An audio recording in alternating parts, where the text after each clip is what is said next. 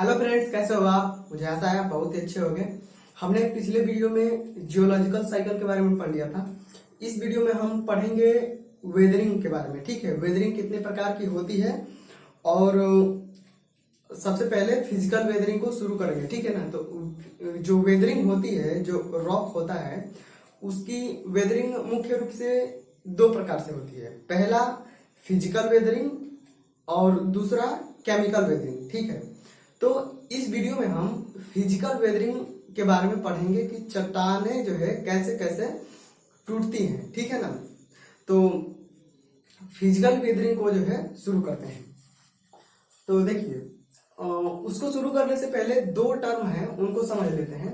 पहला टर्म है कि पेडोजेनेसिस और दूसरा टर्म है लिथिफिकेशन। ठीक है, तो पेडोजेनेसिस क्या होता है? यहाँ पे PEDOGENISIS। ठीक है ना। तो पेडोजेनेसिस क्या होता है कि the process of formation of soil. तो जो मिट्टी के बनने की जो प्रक्रिया होती है उसी को हम पेडोजेनेसिस बोलते हैं। ठीक है ना। और लिथिफिकेशन क्या होता है कि जो रॉक बनने का जो प्रोसेस होता है उसे हम लिथिफिकेशन बोलते हैं। ठीक है, तो रॉक कैसे बनती है देखिए, मैं उसको बताता हूँ। रॉक कैसे बनती है इसको तो मैंने पिछले वीडियो में बताया ही है। जैसे कि मान लीजिए यहाँ पे कोई चट्टान है, तो ये किसी वजह से फिजिकल वेदरिंग से या केमिकल वेदरिंग से ये टूट गई। ठीक है ना। अब टूट के अब ये हाइट पे है, तो ग्रेविटी के कारण, ढलान के कारण ये लुढ़कते लुढ़कते जो है नीचे आ गई। ठीक, अब ऊपर मान लीजिए कि ग्लेशियर है या वर्षा हो गई, तो अब क्या हो गया, वर्षा हो गई तो ऊपर से पानी आएगा नीचे, वाटर नीचे आएगा। तो अब ये जो चट्टान थी ये वाटर के साथ बहते बहते, ठीक है ना, अब वाटर के साथ बहेगी तो सबसे पहले पतली पतली जलधाराओं के सहायता से जो है बहते आएगी, फिर नदियों में आएगी और नदियों के बाद से जो है क्या चली जाएगी, वो झील में चली जाएगी या समुद्र में चली जाएगी। ठीक है ना। लास्ट में अल्टीमेटली वो समुद्र में या झील में चली जाएगी। ठीक है, अब झील में चली गई और हम जानते हैं कि समुद्र में या झील में जो है मछली रहती है, फिर से जलीय पेड़ पौधे रहते हैं, तो जलीय जीव रहते हैं। तो वो जब मर जाते हैं तो उनकी जो हड्डियां होती है, तो उन हड्डियों में जो है कैल्शियम कार्बोनेट पाया जाता है। ठीक है ना, CaCO3 कैल्शियम कार्बोनेट। और ये जो कैल्शियम कार्बोनेट होता है इसमें बाइंडिंग की प्रॉपर्टी होती है। हम लोग जो सीमेंट बनाते हैं वो सीमेंट जो है कैल्शियम कार्बोनेट ही है मेन घटक उसका। हम लोग जो है लाइम स्टोन लाते हैं, चूना पत्थर, उसको जलाते हैं और जलाने के बाद से और सारे इंग्रेडिएंट मिला के हम लोग सीमेंट बना लेते हैं। ठीक है, तो कैल्शियम कार्बोनेट जो है ये बाइंडिंग प्रॉपर्टी होती है, ये किसी भी चीज को जो है आपस में जो है बांध देता है। ठीक है ना। तो जब ये सॉइल या जो रॉक है, टूटी हुई चट्टानें हैं या सॉइल ही है, तो ये जब चली जाएगी समुद्र में या झील में, तो वो वहां पे, अब देखिए वहां पे चली जाएगी तो ऐसा नहीं कि एक बार मिट्टी चली गई तो अब नहीं जाएगी। अब जैसे कि एक साल होता है, उसमें एक 3-4 महीने का दिन आता है, मानसून वाला दिन, उसमें वर्षा होती है। ठीक है ना। तो हर साल जो है मानसून आएगा और वो हर साल जो है मिट्टी को, चट्टानों को जो है बहा करके ले जाके वो जो वाटर का सोर्स होगा वो जहां पे जा रहा होगा वहां पे ले जाके हर साल जो है इकट्ठा करेगा, है ना। तो साल दर साल जो है ये जो मलबा है, इसको मिट्टी कहें या सॉइल कहें, तो ये जो है इकट्ठा होता रहेगा। तो अब यहाँ पे इकट्ठा होता रहेगा और इसमें जो है जलीय जीव हैं, पेड़ पौधे हैं, ये सब हैं। तो ये हमेशा तो जीवित रहते नहीं, ये कभी न कभी मर ही जाते हैं। तो इनकी जो हड्डियां हैं या पेड़ पौधे हैं जिनमें बाइंडिंग प्रॉपर्टी पाई जा रही है, वो भी नीचे उसी तली में जो है बैठते जाएंगे। ठीक है, और जब ये नीचे तली में बैठ गए तो इसके ऊपर जो है वाटर होता है। ठीक है ना। और वाटर होता है तो उसका जो है ऊपर से एटमॉस्फेरिक प्रेशर है, फिर वाटर है और फिर जो है नीचे जो मलबा है वो है। तो इतना सारा प्रेशर होने के कारण, और कैल्शियम कार्बोनेट है और भी सारे कंपाउंड हो सकते हैं जिनमें बाइंडिंग प्रॉपर्टी होती है, तो उनके कारण जो है इतना सारा प्रेशर और बाइंडिंग मटेरियल के कारण जो है धीरे धीरे वो चट्टानों के रूप में जो है चट्टानों का रूप जो है धारण करने लगती है, ठीक है ना।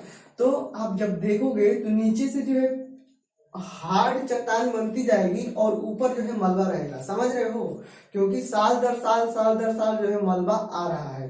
तो नीचे जो है चट्टान बनती जाएगी और ऊपर मलबा रहेगा। जैसे जैसे टाइम बीतेगा तो नीचे की चट्टान और कठोर होती जाएगी और धीरे धीरे चट्टान की मोटाई जो है बढ़ती जाएगी, है ना। तो इसी तरह से जो है चट्टानों का जो है निर्माण होता है। तो इसी को हम बोलते हैं लिथिफिकेशन, ठीक है ना। अब देखिए, अब ये जो है बनेगी जो चट्टान है, इसे हम बोलेंगे सेडिमेंट्री रॉक बोलेंगे, और ये स्ट्रेटिफाई होगी, यानी कि स्तरित चट्टान होगी। स्तरित चट्टान किस लिए?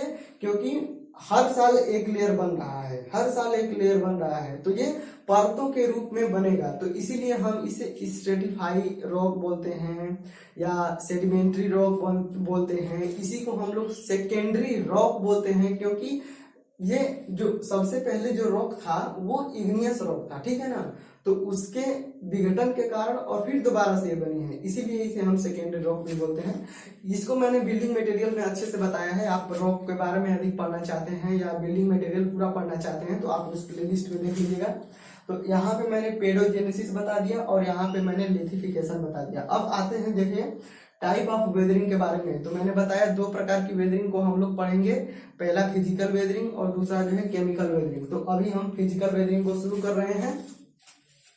फिजिकल वेदरिंग, इसको हम मैकेनिकल वेदरिंग भी बोलते हैं, ठीक है, फिजिकल या मैकेनिकल वेदरिंग, जिसमें बाहर से कुछ होता है ना, उसे हम मैकेनिकल बोलते हैं।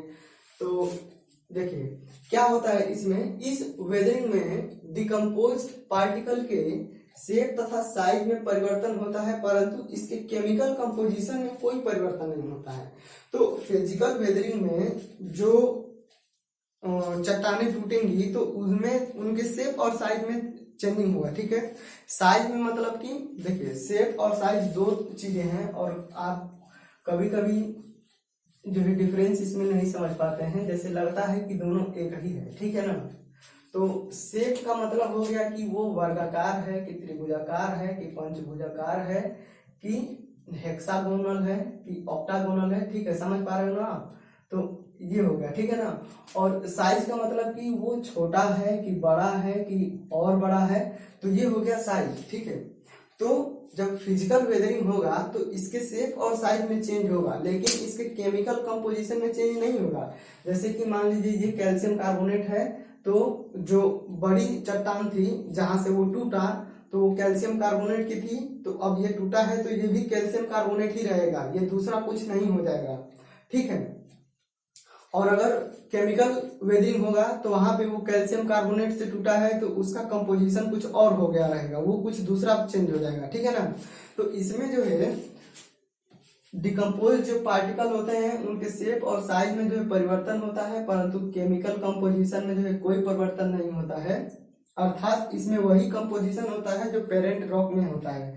तो अगर फिजिकल वेदरिंग का जो हम एग्जांपल देखें तो ग्रेवल और सैंड, ग्रेवल और सैंड जो है इनको हम लोग साइज के आधार पे बांटते हैं कि ये इस रेंज में है तो इसे हम ग्रेवल कहेंगे, इस रेंज में है तो इसे हम सैंड कहेंगे, ठीक है ना। ये कुछ नहीं होता है, ग्रेवल और सैंड एक ही रॉक से बने हुए हैं मान लीजिए, और ग्रेवल का साइज बड़ा है और सैंड का साइज छोटा है, ठीक है, इसमें कोई दिक्कत वाली बात नहीं है।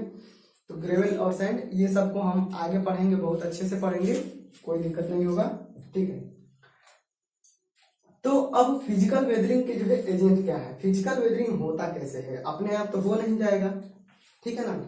तो देखिए जो पेरेंट रॉक होती है वो चट्टान जो है बनी है, ठीक है, वो वहीं पे है, वो चट्टान जो है कहीं जा नहीं रही, ठीक है। देखिए यहाँ पे मैं एक ऐसे चट्टान बना देता हूँ, अब ये चट्टान जो है यहीं पे पड़ी हुई है। तो सबसे पहले जो है टेम्परेचर डिफरेंस के कारण, टेम्परेचर डिफरेंस, अब टेम्परेचर डिफरेंस कैसे कि सुबह होगा धूप निकलेगा, दोपहर में बहुत ज्यादा गर्मी रहेगी, फिर जब सूरज ढल जाएगा तो रात जो है ठंडी हो जाएगी, ठीक है। तो अब क्या होगा कि जब सूरज निकला तो ये बाहर की जो सतह थी ये गर्म हो गई, ठीक है ना। गर्म होके अब कोई भी चीज है तो उसमें जो है एक्सपेंशन का गुण होता है, समझ रहे हो। तो वो जो गर्म होती है तो वो ऊपर का सरफेस जो है फैलता है। तो जब चट्टानों पे धूप पड़ेगी तो ऊपर वाला सरफेस जो है फैलेगा और इसके अंदर का जो चट्टान रहेगा वो ठंडा ही रहेगा। तो वो तो ठंडा पड़ा हुआ है और ऊपर क्या हो रहा है, वो गर्म हो रहा है, तो गर्म होके फैल रहा है, ठीक है ना। तो जब दिन होगा तो ऊपर वाली सरफेस गर्म होके फैलेगी और रात होगा जबकि नीचे वाली जो रॉक है वो ठंडी की ठंडी ही है, ठीक है ना। अब जब शाम हो जाएगा तो ऊपर वाला जो सरफेस है वो फिर ठंडा होगा, तो जब ठंडा होगा तो वो सिकुड़ेगा, फिर अगली सुबह आएगी तो फिर वो गर्म होके फैलेगा और फिर जब शाम हो जाएगी तो फिर रात में वो सिकुड़ेगा। तो यही प्रक्रिया बार बार अब हजारों सालों से जो है यही दिन रात होता रहेगा। तो ऊपर वाली जो लेयर है वो फैलेगी सिकुड़ेगी, फैलेगी सिकुड़ेगी, और हम जानते हैं कि कोई भी चीज बार बार फैलती सिकुड़ती है तो वो लास्ट में क्या होती है, क्रैक्स पड़ेंगे, फिर वो टूट के गिरने लगेगी। तो टेम्परेचर डिफरेंस हो गया, ठीक है ना, समझ में आ रहा होगा। फिर दूसरा है due to having different coefficient of expansion of different rock. तो इसका मतलब है कि अलग अलग रॉक की अलग अलग एक्सपेंशन कोफिशिएंट यानी कि प्रसार गुणांक के कारण। तो कोफिशिएंट ऑफ एक्सपेंशन का मतलब ये है कि जैसे कि अब पृथ्वी है, इतनी बड़ी पृथ्वी है तो एक ही प्रकार की चट्टान तो होगी नहीं, अलग अलग चट्टान होगी, ठीक है।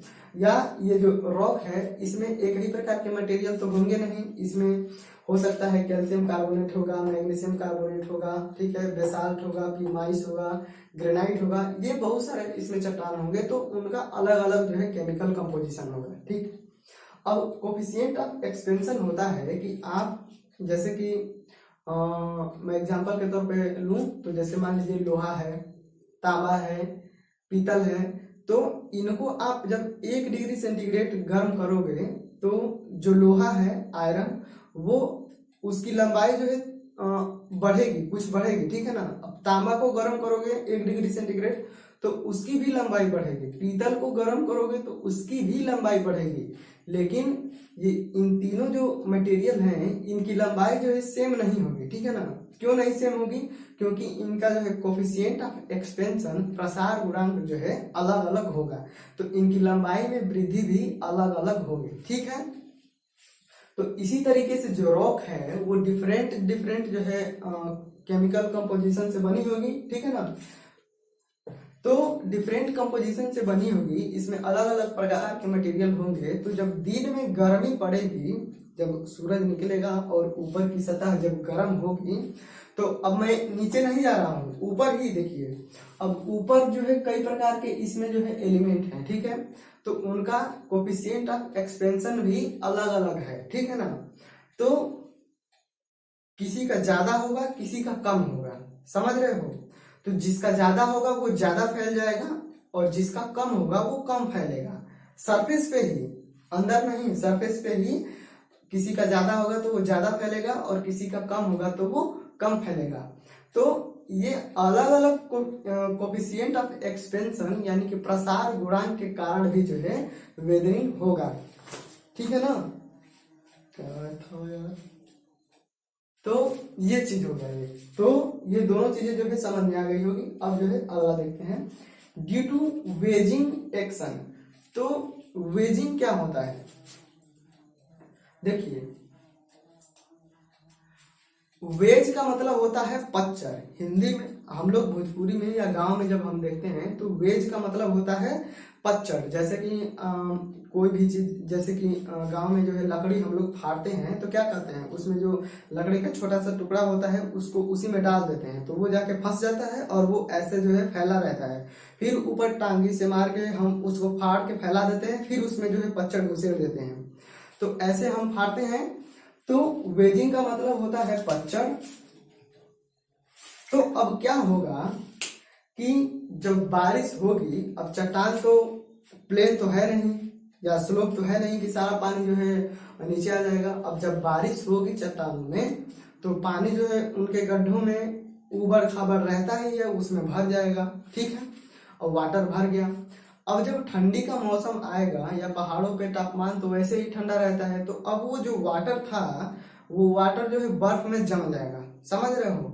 और अब आप जानते हैं जो बर्फ होती वाटर जो होता है, अब जब वो बर्फ में बदल जाता है तो उसका आयतन क्या होता है, बढ़ जाता है, ठीक है ना। तो जैसे ये रॉक है और इसमें जो है वाटर भरा हुआ है, ठीक है। अब जब ये बर्फ में जम जाएगा वाटर तो इसका जो है आयतन जो है फैलेगा। तो अब ये फैलेगा तो क्या होगा, ये जो है क्रैक्स पड़ जाएंगे यहाँ से, समझ रहे हो।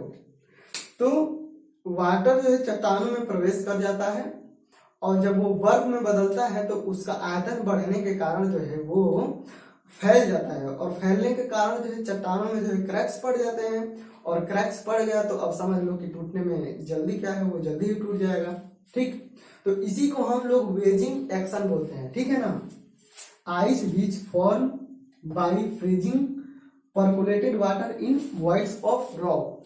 तो मैंने परकोलेशन बताया था शायद। परकोलेशन का मतलब है कि वो वाटर जो है किसी चीज से छन के जाए नीचे, तो चट्टानों में जो है ये उनके रंध्रों से, उसमें रंध्र होते हैं, तो ये छन के जब नीचे जाएगा तो उसी में जम जाएगा, या उसमें गड्ढा होगा बड़ा सा तो उसमें ही जम जाएगा, और वो जब बर्फ में बदलेगा तो वो आयतन बढ़ेगा और वो उसमें क्रैक्स पड़ जाएंगे। अब अगला कैसे होगा, रूट ऑफ प्लांट्स, जो पेड़ पौधों की जड़ों होती हैं उनके कारण भी होगा, ठीक है ना। आपने देखा होगा कि चट्टानों पे या कहीं ऐसी जगह पे जो है पेड़ पौधे या पुरानी बिल्डिंग होती हैं उनकी दीवारों में ही पेड़ पौधे उग जाते हैं, तो वो जो पेड़ पौधे की जड़ें होती हैं वो दीवारों में ही चले जाते हैं, और दीवारों में चले जाते हैं तो दीवारों में क्रैक्स पड़ जाता है, ठीक है ना। तो ठीक इसी तरह से जो चट्टानें होती हैं, रॉक होती हैं, उनमें भी जो है पेड़ उग जाते हैं। अब पेड़ कैसे उगेंगे, जो पक्षी होते हैं वो सब फल उल ले जा करके और इधर उधर जानते हैं उसको ट्रांसफर करते रहते हैं, तो उसका बीज जो है वहां पे छूट गया, तो अब वो धीरे धीरे पौधा बन जाएगा, पौधे से पेड़ बन जाएगा, तो पेड़ बन जाएगा तो उसकी जड़ें जो है चट्टाने में जाएंगी, और चट्टानों में जाएंगी तो जानते हैं कि अब वो एक वेज की तरह कार्य करेगा, पच्चड़ की तरह। अब वो अपना उसकी जड़ें नीचे घुसती जाएंगी और वो फैलता जाएगा, तो क्रैक्स पड़ जाएंगे और वो टूट जाएगी, ठीक है ना। एब्रेशन एक्शन, देखिए एब्रेशन क्या होता है, एब्रेशन बेसिकली घर्षण होता है, ठीक है ना। अगर देखिए दो चीज होता है, आप लोग आगे पढ़ेंगे या बिल्डिंग मटेरियल में मैंने नहीं बताया होगा, बताया था मैंने, ठीक है ना। तो एब्रेशन, रात में भी यार कुत्ते परेशान करते हैं, तो एब्रेशन होता है एक, और एक होता है एट्रीजन, ठीक है ना। यहाँ पे मैंने एब्रेशन लिखा है और यहाँ पे एट्रीजन लिख दे रहा हूँ, ATTRISION। तो आप लोग जो है कंक्रीट टेक्नोलॉजी में या हाईवे में जो है एब्रेशन और एट्रीजन का जो है नाम सुनोगे। तो एब्रेशन का मतलब है कि जब दो रॉक के बीच में घर्षण होगा तो उसे हम एब्रेशन कहेंगे, और एट्रीजन कब कहेंगे कि जब एक रॉक है और एक कोई दूसरा मटेरियल है, जैसे कि मान लीजिए कि स्टील का कोई बॉल है, तो रॉक और स्टील के बीच में, जो स्टील बॉल के बीच में जो घर्षण होगा उसे हम एट्रीजन कहेंगे, ठीक है ना। तो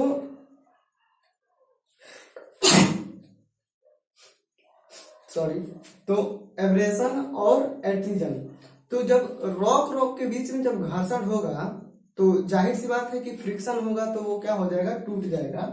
और एट्रीजन यहाँ पे नहीं, ये आगे आप लोग पढ़ेंगे या कहीं और नाम सुनेंगे तो आप समझ लेंगे। एट्रीजन का मतलब है कि एक रॉक है और एक कोई दूसरा मटेरियल है, उसके बीच में जो है घर्षण हो रहा है, ठीक है।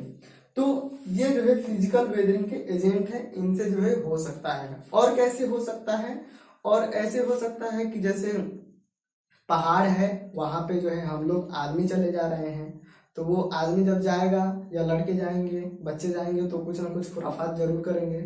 फिर पेड़ पौधे तो मैंने बता ही दिया। फिर से अब गाय भैंस चराने वाले भी चले जाते हैं, गैया भैंसिया भी वहीं पे चरने चली जाती है।